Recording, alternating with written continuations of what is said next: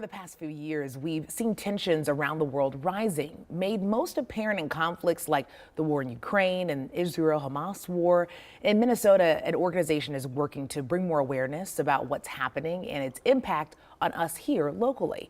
So today, we are fortunate enough to have Fiona Hill, the former Deputy Assistant to the President and Senior Director for European and Russian Affairs on the U.S. National Security Council. It's so nice to have you. Thanks, Alexis. It's great to be here in Minneapolis. You know, it's interesting to me because this is a busy person, okay? I mean, I'm just happy that we were able to snag you quickly. For over 2 years, we've been following all these developments. And I think for the average person, it's really hard for them to see themselves in foreign affairs, you know? So tell me a little bit about what are some things that we should be thinking about when it comes to how it impacts us here in the U.S.? Now, unfortunately, the war in Ukraine has become tangled in all of the other conflicts. You mentioned Israel's war with Hamas and what's happening in Gaza.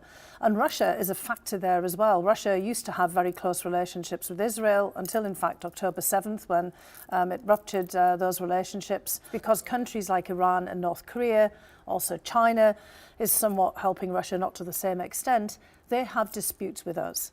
So this is actually in many respects about the United States, and that starts to then affect not just our standing in the world, the way that we have hostile states looking for any excuse basically to score points against us, but it also is affecting our domestic politics as well. But around the rest of the world, people are actually looking to see whether the United States still wants to lead. And one of the reasons that we've been so prosperous since World War II and also since the end of the Cold War is because people want to invest here, people want to engage here, and people see America as a force for good in the world. And now people are really questioning that.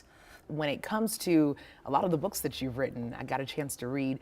On some of them, you've actually spent time with Russian President Vladimir Putin. Tell me a little bit about what people should be thinking about in that experience from your point of view. Well, he's a pretty cold and calculating person. He's very rational. People say, well, he must have gone mad with this idea of invading Ukraine. That's not the case at all. I can't say that he was my favourite person to sit beside at dinner. For one thing, I noticed that he didn't really eat or drink anything, which makes you worry, given the propensity for opposition figures in Russia to be poisoned, and assassinated.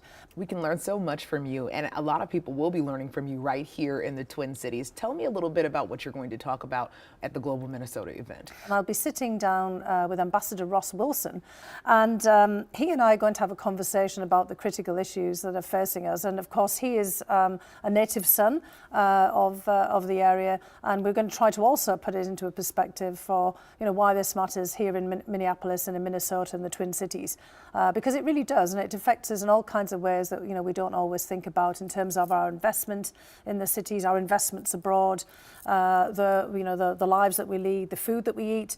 Food security is often imperiled. Energy prices at the pump, for example, gas prices, they're all affected by these global issues, not just by domestic politics. So hopefully we'll give people an opportunity to sort of see how they're tied into this as well.